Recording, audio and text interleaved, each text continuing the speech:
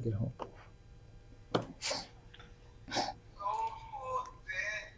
Welcome to This Day, Our Future. I'm Herb Gene Carroll. We will be acknowledging and encouraging. And remember, our children are our future. I'm going to say it again. Our children are our future. What are we going to do, Skylar? Hello, Mr. Herb. Today we have a special guest, but before we bring him on, we are going to shout out to some people in the community doing good. Our shout outs for this week include the American Space Museum and Walk of Fame, Brevard County Enchanted Forest Sanctuary, Corinne's Closet, the American Legion, Veterans of Foreign War, North Brevard Charities, and the North Brevard Libraries. And a special shout out to my older sister Valora, who just made the Dean's List at Centura College in Virginia. All right. She's doing well, isn't she? Yeah. Very proud of her. I happen to know her sister as well. Okay. Sounds good. Skylar, you did it again. Great. We're going to move on to our guest for today. Our guest today is Titusville Mayor Andrew Connors. And believe me, he's been a very busy man. Welcome to our show. Yeah. Appreciate you having me. Man, I'm glad you're here, man. Glad you're here. Yeah, as I said earlier, I was telling some of the staff members here, I only met you one time before, briefly, but I've seen you on television here recently a lot, with all the flooding and everything else going on in the area. But let's tell the people who you are and what you basically do. Yeah, my name is Mayor Andrew Connors, and I have the honor and the privilege to serve as the mayor of this great city. We're the third largest city in Brevard County and still the county seat. And I think that's something we all should hang our heads on and be proud.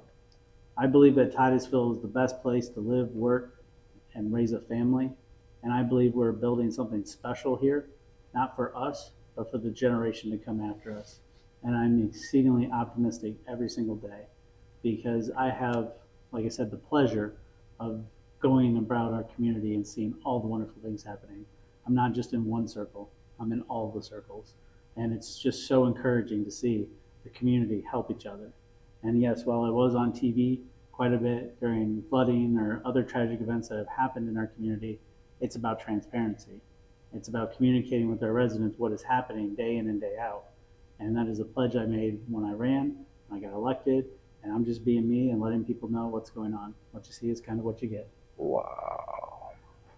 Well, I heard something not too long ago, and it's just I tell kids, learning is lifelong, and you find out as you go, and you should know what's going on. I mean,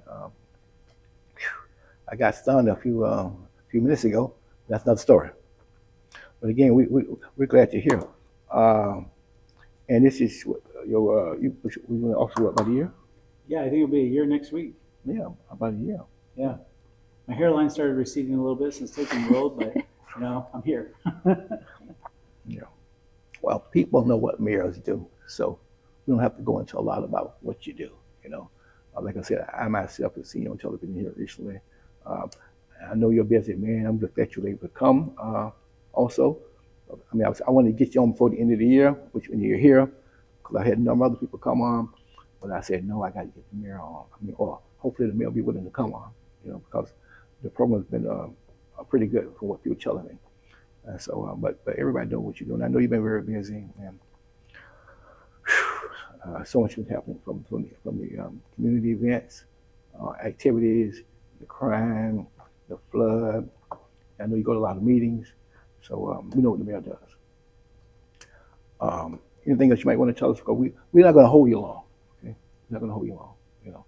I'm just glad you're here, and because when people show up, that tells a lot about you as well as us as well. Mm-hmm. We're glad you're here. Okay? So if you want to tell us anything else right quick, like we willing to listen. Oh, well, I'm very, like I said, optimistic about all the things happening in our community. I'm a big steward of a study of history. And if you look at the history of Titusville, space goes up, space comes down. We're up in the Apollo, we're down when it left. We're up with the shuttle, down with the Challenger. Up with the shuttle again, down with the shuttle program. So when we put all of our eggs in that basket, it really hurts when that goes away. And so I think while space is up, it is very important that we diversify our economy, try to get new businesses in here to help pay more property taxes so we can put more money towards infrastructure. so that we can have economic growth for our future generation. I'm a husband to my beautiful wife Kelsey, who's a nurse. I'm a father to Jameson, who's 7, and a father to Jackson, who will be 3 in a couple weeks. The reason I ran is I want them to want to stay in Titusville after they graduate. The only way we can do that is if there's opportunity here for them. So they're not like many of people that want to leave their hometown after they graduate. They want to get out. They want to go experience something new. So we really got to take advantage of this opportunity. Now is a prime chance for us to finally get space investment into our community. When it was all NASA run by the government, which is a government entity, they didn't invest in our community. Now we have 7 major prime launch coordinators out there between SpaceX, Blue Origin, ULA, all those big guys. But then there's like 10 more waiting in the wing. Wow. So we need to be strategic about getting their investment into our community, because when they're over there, they don't pay any property taxes. They come here, they launch the rockets, and that's on federal land. We need them operating over here so that when they build a manufacturing plant, that's generating a couple $1 million in revenue and taxes to our city. And that's tax money that doesn't get levied on our citizens. Because the one thing I know for sure is everything's going to continue to go up in price. Inflation's a real thing. Yes, inflation's been higher in recent years because COVID and all the printing of money that they did and just all the things, right? But inflation is going to continue to go up. And we have to be good stewards of the taxpayers' money. We need to provide good police. We need to provide fire. We provide them all the equipment. We got to do roads. We got to do water, stormwater, all these things. And these things keep costing more and more money. The cost of roads have doubled in the last 10 years. Wow. So the same 3-mile stretch you did for $10 million, now it's going to cost you $20 million. And with our city, that's going to hurt. And as we come up on the legislative session in Tallahassee this coming spring, and they're looking at eliminating property taxes, while that sounds great, who loves paying taxes? Nobody. But at the end of the day, that's how we fund these essential services that the city provides. And so if they do eliminate or take a big chunk out of property taxes, we really need to be thinking strategically about where we're going to make up the difference, where that additional money is going to come in. It costs. Because I don't want us to go back to the taxpayers, because at the end of the day, I'm a taxpayer here myself. I don't want my property taxes to go up. We got to be thinking smart about how we do these things. And so long-term planning, thinking about how we get from point A to point B tactically. And I think it's a lot of relationship building with the other government partners, whether it's Brevard County, the state of Florida, federal partners, space companies, St. John's Water Management District, the list goes on and on and on. And we really need to try to access these bigger pots of money that are out there. I was appointed by Commissioner Feltner, who was the chair of the Board of the County Commissioners at that time, to serve on the Tourism Development Council, which ultimately kind of makes recommendations and decides where that tourism development tax goes. So I'm constantly going there and advocating that more of those funds be spent up in the north end of the county. In addition, I represent Titusville on the Space Coast Transportation and Planning Organization, which talks about roads. I talk way more about roads than anybody wants to ever talk about roads. But I'm on the executive committee of that board as well, because that's where projects get funded for state and federal roads. And you know how many state roads are in our city? I have no idea. 50, Garden Street, 405, US 1, 407. Those are all state-owned roads. We have no control over them. So it takes a concerted effort to work with the Florida Department of Transportation to get the things that we need to do. Through my relationship building with Secretary Tyler, who oversees all of District 5 FDOT, we finally got them to put in additional safety enhancements downtown so that all of our crosswalks are uniform. We got those flashing yellow lights so that people know to stop, so people can cross, so that we can have a more walkable downtown, more enjoyable experience. If you go downtown on the weekend now, it's amazing how many people are out and about. Yeah, they're out there. It's really, really great. So, you got to be thinking about how you're going to work with people. You can't just get up there and scream and yell and demand do this. That's really not what being a mayor is like. It's mostly listening and trying to figure out how we can work with somebody instead of against somebody. And that's kind of the mindset I've had with our space industry, our state partners. And this is the first time in probably 25 years that we've actually went to the state of Florida and asked for money. So this upcoming legislative session, we have 4 state appropriations bills filed, sponsored by our local state reps and senators, asking for funds to help us with our water quality, with police, fire equipment, cybersecurity, these essential things that cost a lot of money to do.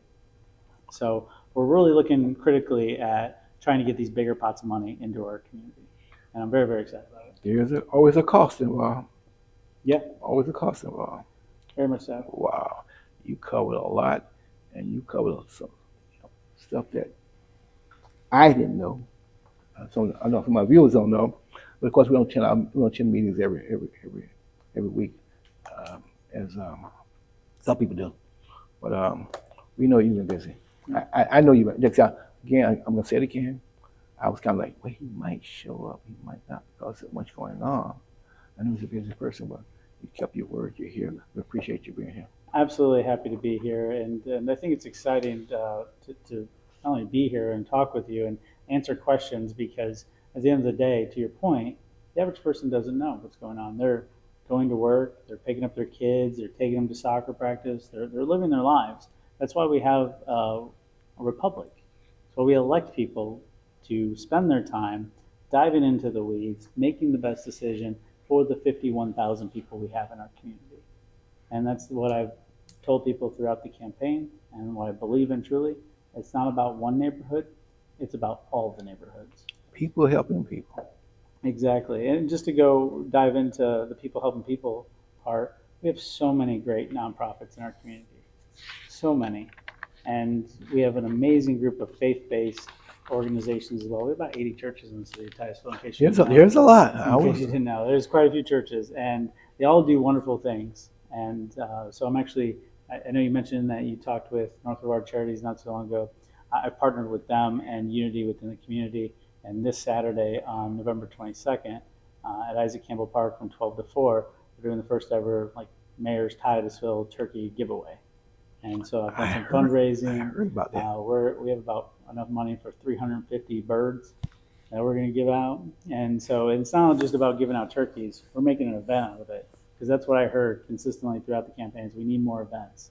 So we got bounce houses, we got McDonald's giving out hamburgers, we got a bunch of different vendors that won't really be selling anything, just giving some good things away. We got a DJ, we got fixins, so that entire Isaac Campbell Community Center will be full of fixins for people to take. So really not selling anything, just putting on a great community event to help the people that are struggling. And when the good Lord put this idea on my heart, 2 months ago, I didn't know why.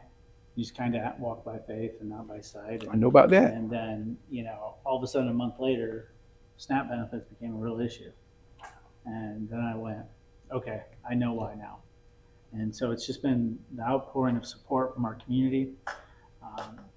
Before I was elected to be mayor, I believe strongly in community service, very, very strongly, to the point where I live and breathe it. And it was always about the next generation. And so I served on the Commission on Parks and Recreation. I was on the YMCA board. It was all about helping our kids. And as I grew and evolved and started learning more, I just felt the Lord pushing me in this direction to do this. And so I'm just been really, really humbled and blessed to be able to bring people together, because I find that everybody can do a little bit. And so what I've done is just organize the little bits, and together we can make a massive difference. And whether it's that or the Mayor's Ball, which is benefiting the Valiant Air Command, which is another great nonprofit here in our community, they're opening one of the largest event spaces in Brevard County. Okay. It'll hold 809 people. So I'm talking about a Titusville Convention Center. That's money flowing into our community. In fact, the night before my event, one of the major space companies is doing an event there as well. So that's money coming in from across the water. What's the name of this again? The Valiant Air Command. No, the event is going to be. What's the name of the event going to be? Oh, my event? Yeah. That's Mayor's Ball. Okay. Yeah, 2025 Titusville Mayor's Ball, first time ever. We're And, actually and auctioning off when is this going to be? December 6th. Okay. No. You can still get tickets. One link left to get tickets. Okay. We're actually auctioning off an actual rocket. A rocket donated to me. That is cool. I know, it's very cool. And so it's very aerospace themed. It's very apolitical. It's just my name on the title, but as or my title on the event. Well, you But we got Kelly DeFazio, who graduated from Titusville High School, and I'm not going to say what year, but she graduated Titusville High School, and then she was a program director for the Orion project. So she's going to be talking kind of about the history of space. Rob Long, who's the CEO of Space Florida, which is another government entity over the entire aerospace of Florida. We're talking about the present state of space. And then Greg Autry, who is an adjunct provost for space commercialization at UCF, talking about the future. And he's also tapped to be the next CFO of NASA. So it's going to be really cool. And it's been just inspiring because it's going to be a celebration of all things Titusville. We got the Leaf Lounge, we got Playa Linda, Zero Gravity Wine Bar, all of these great community partners that come together to go, yes, we're bought in, we're going to help. And that's the amazing thing about Titusville is even when I go and represent us all across the county, nobody has a heart like Titusville. Even in those countywide nonprofits, majority of the donors are from Titusville. They're from North Brevard. So I tell everybody, Titusville has a heart like none other. They run their mother off the road if they're behind them in traffic, but they have a heart. So I am just humbled and blessed to be the spokesperson of this city. sound like not only people voted for you to have this position, you were supposed to be in this position. That's what it feels like. That's what it sounds like to me. That's what it feels like. That's what it sounds like to me. Well, I'm about to come to a couple more meetings. Yeah. I may make it to the ball. It'll be a great time. It's Fly Me to the Moon, a Rat Pack affair, so 50s or kind of theme, and it'll be pretty cool. So when we get offline, I'll show you the picture of the rocket. Sounds pretty good. cool. Sounds very good. Okay, Mayor, you've said a lot. I'm not going to hold you up much longer. Everyone come on the program, we ask them a question. Okay? And the question is, your thoughts, your knowledge, your belief from a country, state, or local level. And see what I have to remind people that. See, I'm a child care advocate, well documented. So I'm concerned about the future of our children, Mhm. you know. And so I have to ask this question sometimes to help myself and do what I can do. In the areas I can do what I can do. But I want to know, how do you feel about our future? And you can answer again from a local level. Yeah. However you want to. You know, it's interesting is sometimes people ask me how I feel about things on a national level, and a lot of times I don't know about them because I'm so focused on Titusville. And you are busy. You know, and I keep tabs on what's going on with the county, some tabs on the state, but ultimately it's all about Titusville and our community here. So I'm very, very excited about the future of Titusville. I'm excited what we're doing, the investments we're making in our kids with our career and technical education, the Space Mechatronics Lab, the culinary program, all these different programs that we have at Astronaut, plus the aerospace manufacturing, I think is what it's called. They use some $5 word names for some of these programs. But I met, excuse me, a group of astronaut students at Eastern Florida State College working, building, and with their certificate, they can go get a job right at Blue or SpaceX. Wow. Making, $28 an hour. Hey, One kid has been 2 years graduating now, making $38 an hour. So there's real transition from high school to direct job placement here. And on top of that, the STEM programs and STEM education that we're trying to build the next generation of engineers. There's a lot of money coming down through the state for Eastern Florida State College, Emory-Riddle, UCF, FIT to help build that workforce of tomorrow. What we need to do tactically as a city is help bridge that gap between our side of the river and the other side of the river, making sure our kids get in there, get first, get placed, get jobs, because economic development is ultimately going to raise the quality of life for everybody here in our community. So, sounds good. Sounds good.